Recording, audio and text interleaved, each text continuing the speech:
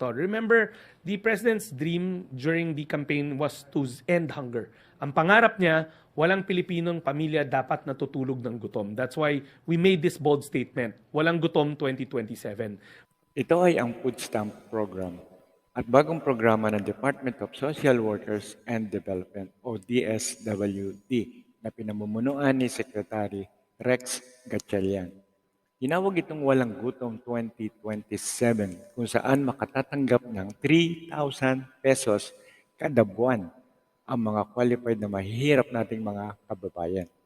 Ang food stamp program ay bagong programa ng DSWD kasunod ng pagkakalagda ni Presidente Marcos sa Executive Order number 27 o ang reorganization sa Interagency Task Force on Zero Hunger.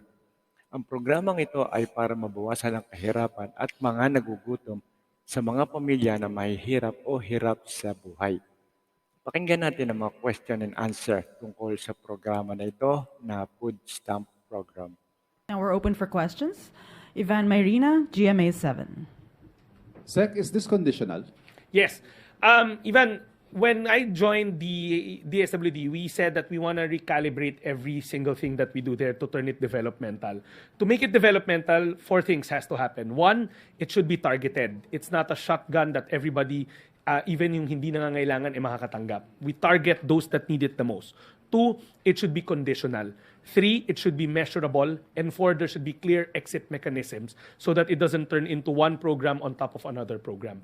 In the case of the food stamps, ang plano natin dyan, like I said, it's targeted because we've already identified the 1 million food poor families. These are families that do not make beyond 8,000 pesos according to the PSA. 8,000 pesos monthly.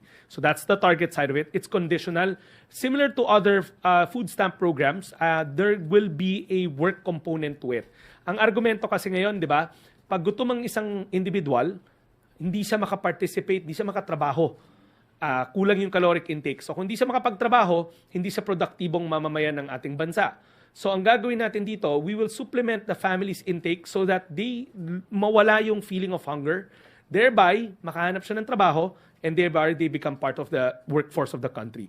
Ang condition nga doon is, when you're signed up, you have to go to your nearest public employment office, get a certification that you are now being counted as part of the workforce.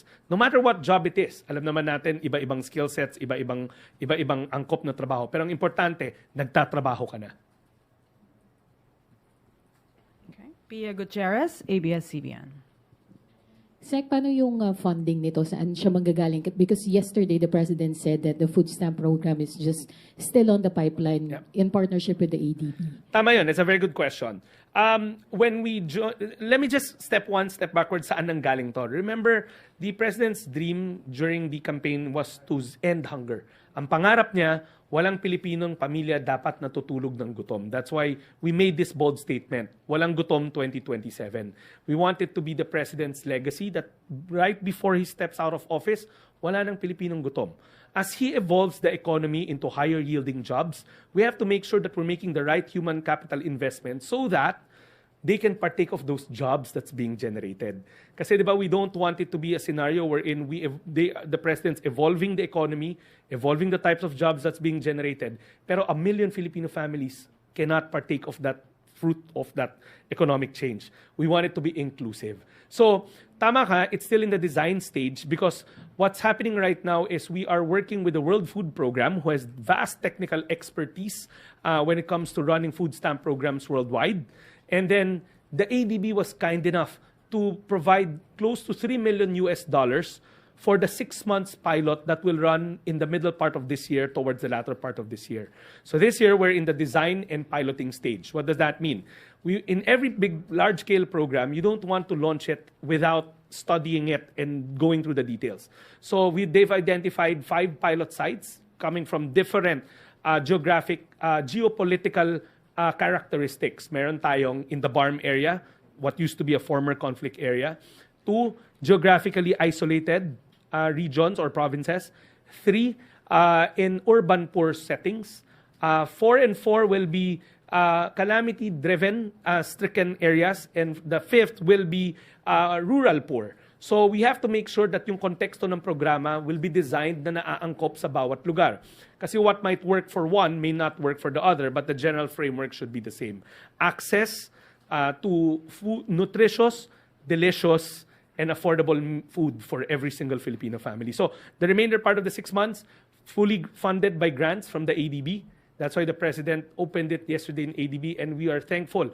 The DSWD is very thankful to the technical support and grant support that the ADB has extended to us.